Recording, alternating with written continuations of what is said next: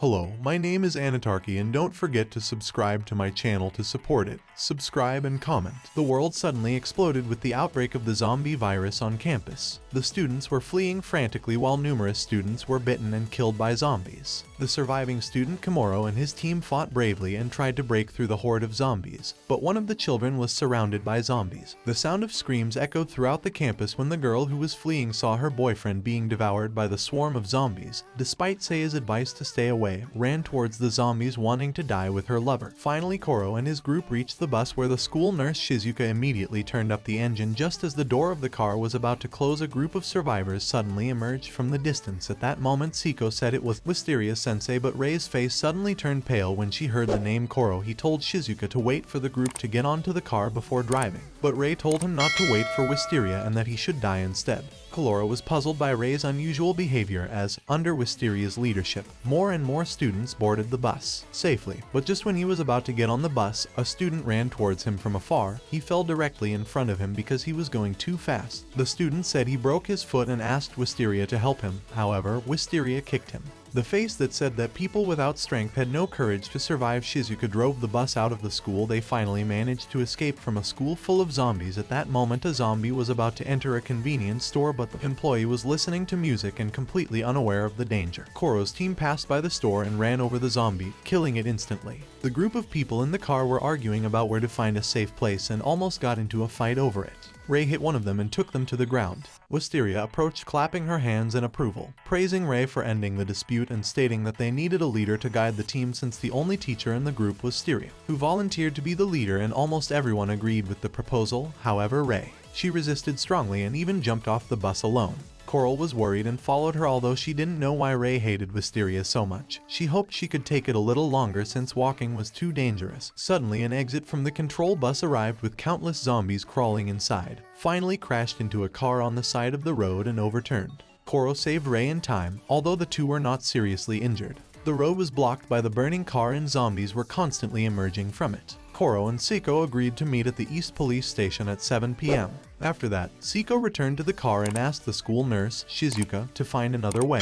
Koro and Rei also managed to get out in time. They were about to take a zombie break. With a helmet, he rushed at them while cholera blocked the zombies' attack. Rei took a brick and smashed it into the zombie's head, knocking it down.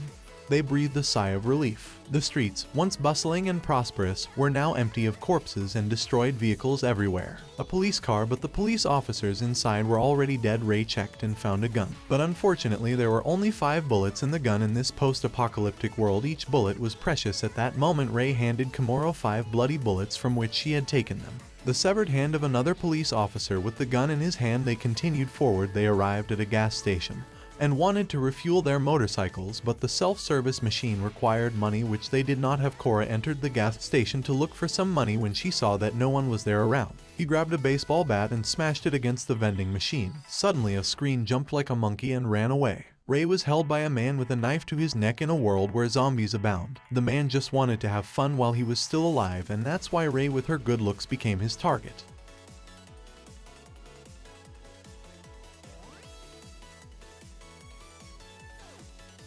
Helpless Koro had to obey, however, as he threw the iron rod. The sound of the impact with the ground attracted a large number of zombies. After filling the fuel, the man told Komoro to get lost. At that moment, Koro took the opportunity and shot the man in the chest. The man was knocked to the ground. Intense pain made the man moan continuously. Rei wanted to teach him a lesson, but Calero urged her to leave quickly because the noise had already attracted a large number of zombies. The injured man asked Komoro for help, but Koro just looked at him with contempt and gave in. He turned around and left on his motorcycle. At that moment, the man was surrounded by zombies and his fate was already sealed. At that moment, a zombie woman was showing off, but was shot in the head. The next moment, a purple-haired beauty with a sniper rifle shot down a zombie with a shot. In no time, all the zombies in the airport were eliminated.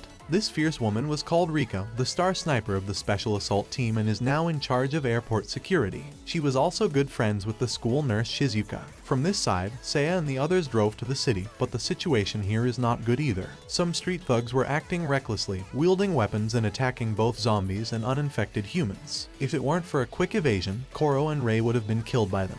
Additionally, many uninfected civilian aliens fled to the outskirts of the city to avoid the zombies. The locations they chose were usually independent islands or areas with strong armed forces, but contact with others also meant the risk of a zombie invasion. As time passed, these areas only kept the minimum. The population survived and denied entry to outsiders. Zombies were rampant and screams could be heard everywhere. All the survivors wanted to escape, but they were all trapped on the bridge. The police prohibited civilians from leaving the area, and some thugs who didn't listen tried to force their exit, but the next moment they were dragged from the bridge by a high-pressure water gun inside the bus. Wisteria was brainwashing the crowd. Even some of the female students were willing to let him manipulate them as he continued to push people further. And more people have developed a morbid admiration for him to avoid being influenced by Wisteria and fulfill the promise with Komorosian. The others were preparing to get off the bus and leave the other people on the bus. They were angry at his behavior, but Wisteria did not stop these people. They were already a destabilizing factor, so it was good that they left. However, Wisteria did not allow Shizuka.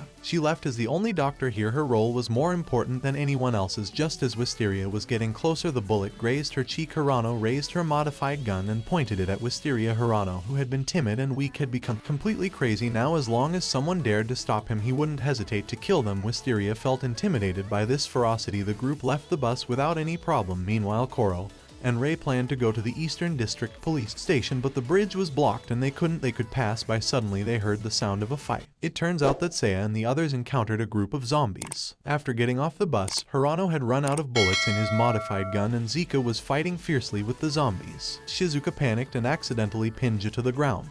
The group of zombies approaches them at the critical moment. Koro descended from the sky on his motorcycle.